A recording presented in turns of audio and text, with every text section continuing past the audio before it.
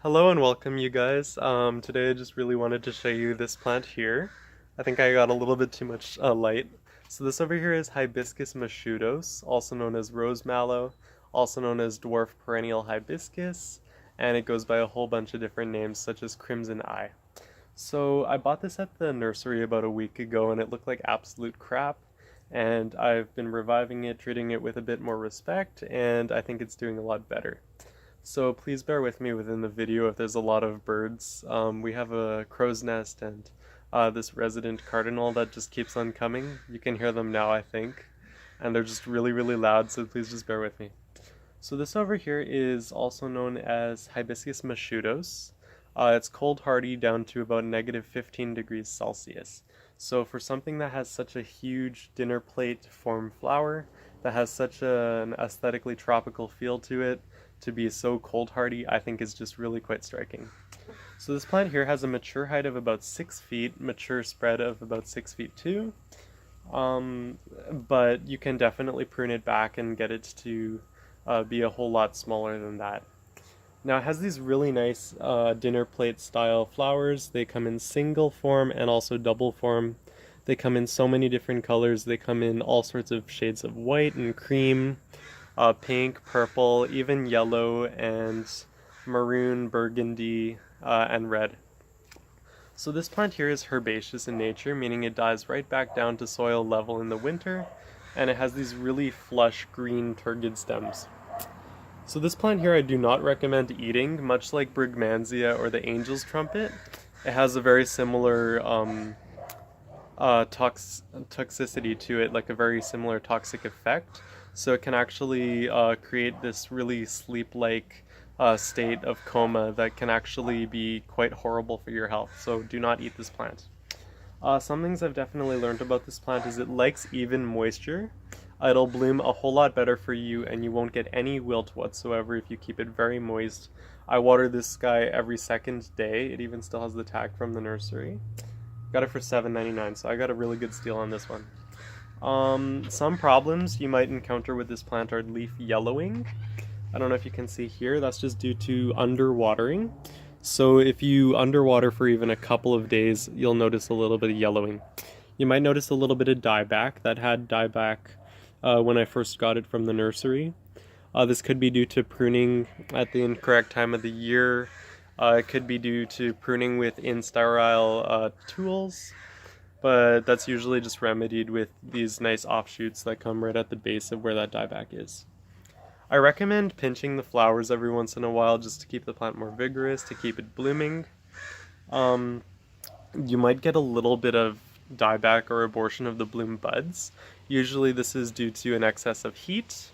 It could also be due to too much moisture within the actual foliar canopy of the plant. And that just looks like this.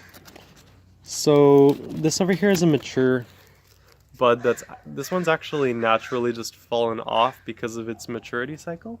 But every once in a while you'll see like a yellow calyx at the base of the buds.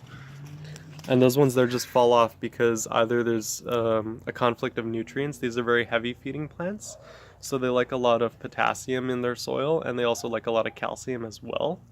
They like slightly basic soils, I've noticed.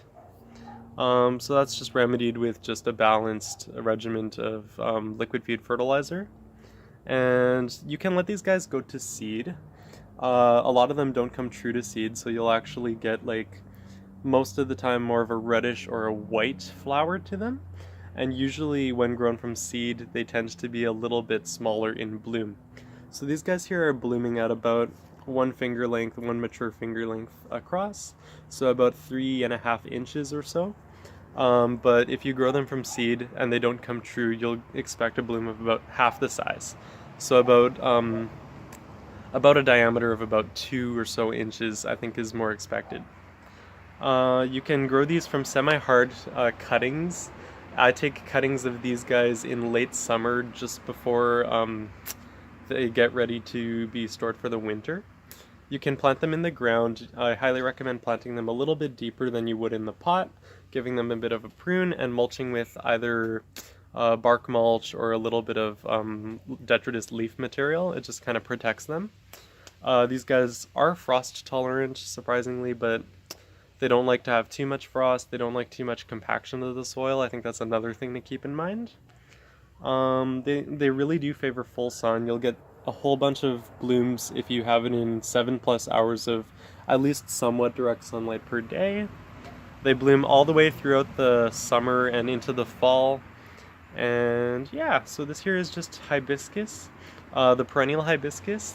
There's even larger blooming varieties that I think are quite interesting too. And I just really wanted to tell you guys something about rose mallows, or the perennial hibiscuses. And this also applies to Rose of Sharon, which is Hibiscus syriacus. So there's determinate and indeterminate varieties.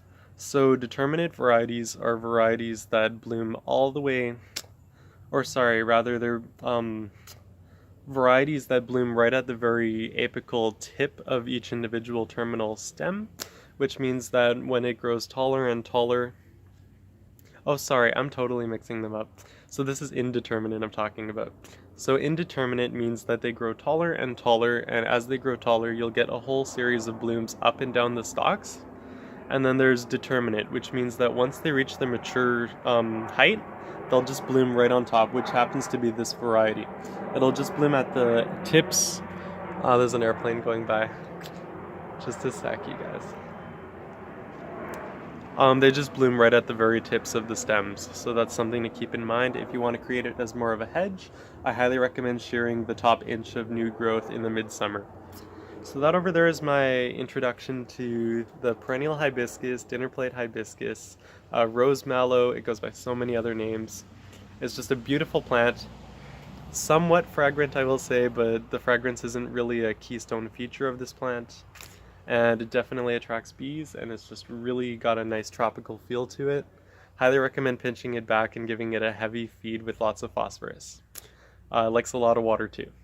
So have a great day, you guys. Stay blessed. Thank you for the support. I just hit 80 subscribers. That's just so big to me. And I hope you guys have a great day. I'm going to try to make more videos on edible plants, because I think those are really important too. And I have so many videos that I've already filmed that I just haven't gotten around to sharing with you guys yet. So who knows when I'll end up sharing this one. But just have a good one, you guys. Stay blessed.